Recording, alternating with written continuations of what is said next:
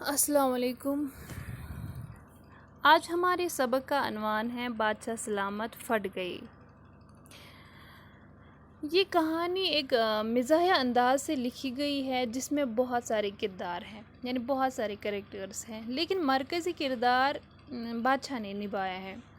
یہ بادشاہ ہوتا ہے یہ عقل، شعور اور سوچ سمجھ سے عاری ہوتا ہے، کسی کی معمولی بات بھی برداشت نہ کر کے ناشائستہ اور نازیبا سزا دے کر رسوا کر کے چھوڑ دیتا ہے۔ بادشاہ کی ان حرکتوں کی وجہ سے اس کے اقربین اور وزراء اور حکومتی عملہ تنگ آ چکے ہوتے ہیں۔ آپ اپنے بک کا پیج نمبر 43 نکالے اور نظر رکھے۔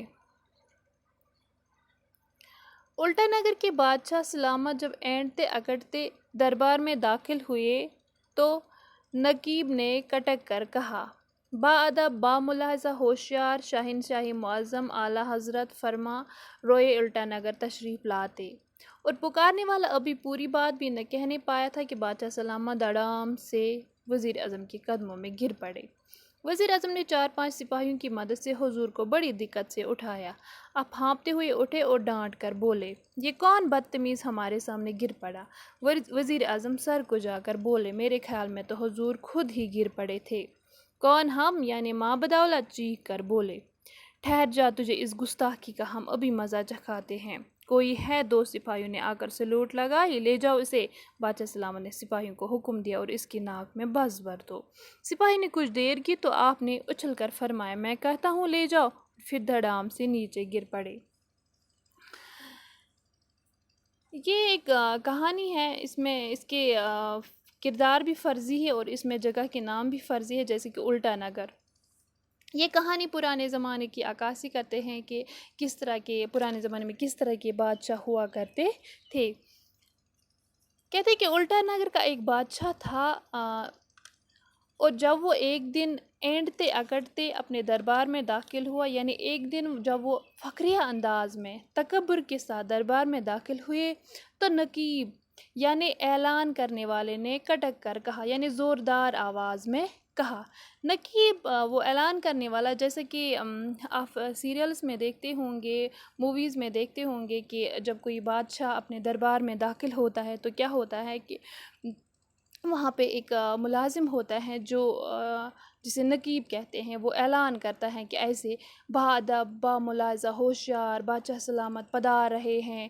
ویسے ہی یہاں پہ بھی اس الٹا نگر کے بادشاہ کے دربار میں بھی ایک نقیب تھا، ایک وہ آواز دینے والا تھا، اعلان کرنے والا تھا، وہ بھی ایسے ہی پکارتا ہے، باادب، با ملاحظہ، ہوشیار، شہنشاہ معظم، اعلیٰ حضرت فرما روئے الٹا نگر تشریف لاتے۔ اور یہ نقیب ابھی پکار ہی رہا تھا، ابھی اعلان ہی کر رہا تھا کہ یہ بادشاہ سلامت دھڑام سے وزیر اعظم کے قدموں میں گر پڑے۔ اور وزیر اعظم نے 4-5 سپاہیوں سے مدد لی اور بادشاہ سلامت کو بڑی مشکل سے اٹھایا۔ بادشاہ ہانپتے ہوئے اٹھے اور اٹھتے ہی ڈانٹنے لگے، یہ کون بدتمیز ہمارے سامنے گر پڑا؟ اور وزیر اعظم سر جھکا کر بولے، سر کو جا کر بولے، یعنی سر جھکا کر بولے، حضور میرے خیال میں تو آپ ہی گر پڑے تھے۔ بادشاہ چیخ کر بولے، کون؟ ماں بدولت یعنی ہم؟ ٹھہر جا، تجھے میں اس گستاخی یا بدتمیزی کا مزہ چکھاتا ہوں۔ اور آواز دی، کوئی ہے؟ اور 2 سپاہی حاضر ہوئے اور حاضر ہو کر سلوٹ لگائی۔ بادشاہ نے ان سپاہیوں کو حکم دیا، لے جاؤ اسے اور اس کی ناک میں بس بھر دو۔ یہ ایک مشہور اور بدترین سزا تھی اس کی سلطنت میں، جب وہ کسی سے ناراض ہو جاتا تھا تو وہ اس کی ناک میں بس بھرواتا تھا۔ سپاہی نے تھوڑی دیر کی تو بادشاہ چلانے لگے، میں نے کہا نہ لے جاؤ، اور پھر دھڑام سے نیچے گر پڑے۔ اصل میں بات یہ تھی کہ الٹا نگر کے بادشاہ سلامت اتنے موٹے تھے کہ بس بہت ہی موٹے تھے، اور ایک تو بے تحاشا موٹاپا اور دوسری ان کی داہنی ٹانگ بائیں ٹانگ سے کچھ چھوٹی تھی، اس لیے بادشاہ سلامت کو ذرا سی بھی ٹھوکر لگتی تو آپ بد سے نیچے گر پڑتے اور فٹ بال کی طرح زمین پر لڑکھڑا پھرتے۔ اس وقت آپ کے سامنے کسی کا آ جانا غضب ہی ہو جاتا، گرنے کا سارا غصہ اس پر اتارتے اور جب تک اس کی ناک میں بس نہ بھروا دیتے تب تک چین نہ لیتے، چنانچہ کوئی درباری ایسا نہ تھا جس کی ناک میں بس نہ بھرا گیا ہو۔ جسم موٹا ہونے کے ساتھ ساتھ بادشاہ سلامت کی عقل بھی بہت موٹی تھی۔ اکثر ایسا ہوتا تھا کہ بادشاہ سلامت کرسی پر بیٹھے اور وہ آپ کے بوجھ سے چرچرا کر ٹوٹ جاتے تو بادشاہ سلامت نہ صرف کرسی بنانے والے کی بلکہ اس کے پورے خاندان کی ناک میں بس بھروا دیتے۔ اس لیے ملکہ نے محل کی ساری کرسیاں اور مسہریاں لوہے کی بنوا دی تھی، لیکن اس پر بھی کبھی نہ کبھی ایک آدھی کرسیاں مسہری بادشاہ سلامت کے بوجھ سے ٹوٹ ہی جاتی۔ یہ دیکھ کر بعض آدمی تو سوچنے لگتے تھے کہ بادشاہ سلامت موٹے زیادہ ہیں یا بھاری۔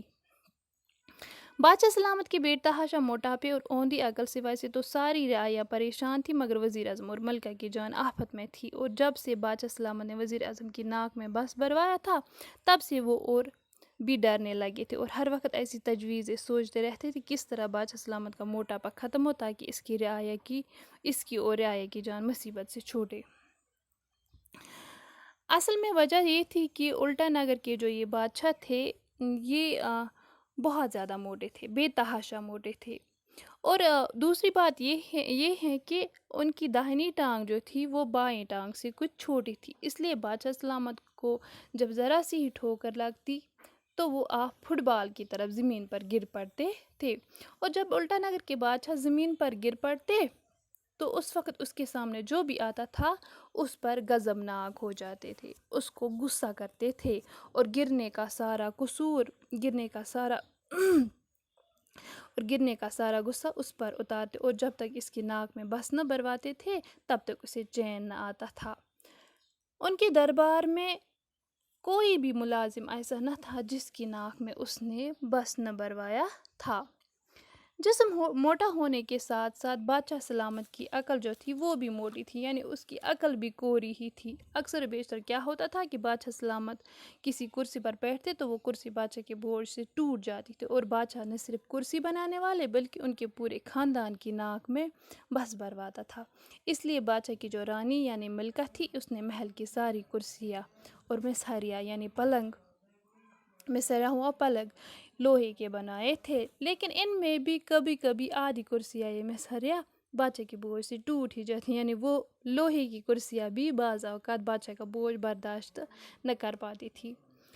بادشاہ سلامت کی اس بے تحاشا یعنی حد سے زیادہ موٹے اور کم عقل کی وجہ سے ویسے تو ساری سلطنت، ساری رعایا ہی پریشان تھی، مگر وزیر اعظم اور ملکہ کی جان آفت میں تھی، کیونکہ ان کو بادشاہ کا سامنا زیادہ کرنا پڑتا تھا، وہ اس کے زیادہ قریب تھے، اور جب سے بادشاہ نے وزیر اعظم کی ناک میں بس بھروایا تھا تب سے وہ اور بھی زیادہ ڈرنے لگے تھے، ہر وقت ایسی تجویزیں، ایسے پلان سوچتے تھے کہ کس طرح بادشاہ سلامت کا موٹاپا ختم ہو تاکہ اس کی اور ملکہ کی جان مصیبت سے چھوٹے۔